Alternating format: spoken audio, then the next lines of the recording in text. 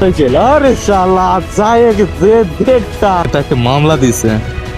এটাই কোথায় বলেন তো? কামার বাড়ির মোড় যাবো, দেখি আমাকে পুলিশ কি করে। আমি যেহেতু দেখছি সামনে কিন্তু পুলিশ থেকে, আর কি বলবো, পুলিশ থেকে মানুষ যে কিভাবে যে সামনে হচ্ছে আবার ব্যাক করতে ভাই, না দেখলে ভাই মনে করেন কি বলেন তো, আরে সেই লাগছে। দেখা যাক সামনের এই হোন্ডাটা, কিন্তু কি বলবো, যাই হোক আমার কোনো প্রবলেম নাই, যার কারণে কিন্তু আমি আবারও যাচ্ছি। আর আমি কিন্তু পাই যাব। ও সিগন্যাল লাইট জ্বালিয়ে দিলাম, আমার বাসা যেদিকে আমি সেদিকেই যাব, দেখি আমাকে পুলিশ কি করে।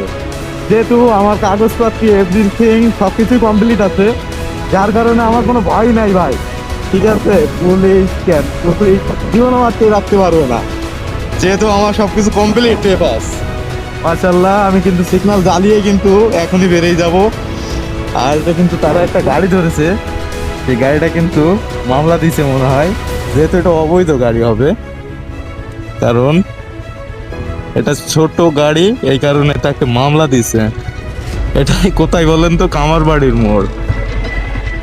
সাতক্ষীরা মোড় থেকে বাইপাসে এলেই কিন্তু এটা দেখতে পারবেন। যাই হোক, সব জায়গাটাই সার্জেন্ট চেক বইছে, সব জায়গাটায় বসা ভালো, আরো কিন্তু তারা চেক দিবে। যাই হোক, অনেকেই কিন্তু ব্যাক মারছে, আবার কিন্তু যাদের কাগজপত্র আছে তারা কিন্তু আবার অনেকে চলেই আসছে। যাই হোক, এটা কি মোটরসাইকেল, আরে শালা যায় যে দেখতাম, শালার এত খারাপ অবস্থা, মানে হেলমেট নাই, কিছুই নাই, সে কিন্তু রাইড করছে। এগুলো কিন্তু পুলিশের অন্যায় না ভাই, এগুলো কিন্তু অনেক সাবধানতার জন্য এগুলো করা হচ্ছে।